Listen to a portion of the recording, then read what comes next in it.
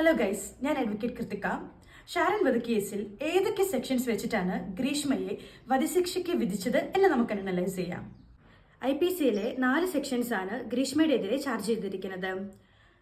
Section 302 of IPC കൊലപാതകം, section 364 of IPC കൊലപ്പെടുത്താനുള്ള ഉദ്ദേശത്തോടെ തട്ടിക്കൊണ്ടുപോകുക, സെക്ഷൻ 328 ഓഫ് IPC കൊലപ്പെടുത്താനുള്ള ഉദ്ദേശത്തോടെ വിഷമോ മറ്റു ഹാനികരമായ പദാർത്ഥങ്ങളോ നൽകുക, സെക്ഷൻ 203 ഓഫ് IPC അവർ ചെയ്തതായി കരുതുന്ന കുറ്റത്തെക്കുറിച്ച് തെറ്റായ വിവരങ്ങൾ നൽകുക.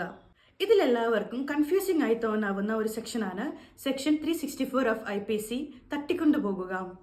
എങ്ങനെയാണ് ഈ സെക്ഷൻ ഈ കേസിൽ അപ്ലിക്കബിൾ ആകുക എന്ന് നമുക്കൊന്ന് ബ്രേക്ക് ഡൗൺ ചെയ്ത് നോക്കാം.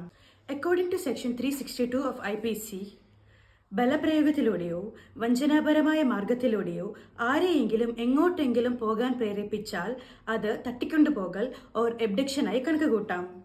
പോലീസിന്റെ ഫൈൻഡിങ്സ് വെച്ച് 2022 ഒക്ടോബർ 13, 14 എന്നീ ദിവസങ്ങളിൽ ഗ്രീഷ്മ ഷാരനെ വാട്സാപ്പ് മെസ്സേജിലൂടെയും കോളുകളിലൂടെയും വോയിസ് കോളുകളിലൂടെയും തന്റെ വീട്ടിലോട്ട് സെക്സ് ഓഫർ ചെയ്ത് കൊലപാതകം ചെയ്യുക എന്ന ഉദ്ദേശത്തോടെ വിളിച്ചു വരുത്തി. സെക്ഷൻ 362 ഓഫ് IPC വെച്ച് ഇത് അനലൈസ് ചെയ്യുമ്പോൾ ബലപ്രയോഗത്തിലൂടെ അല്ലെങ്കിലും വഞ്ചനപരമായ മാർഗത്തിലൂടെ ഗ്രീഷ്മ സെക്സ് ഓഫർ ചെയ്ത് കൊലപ്പെടുത്തുക എന്ന ഉദ്ദേശത്തോടെയാണ് ഷാരനെ വീട്ടിലോട്ട് വിളിച്ചു വരുത്തിയത്.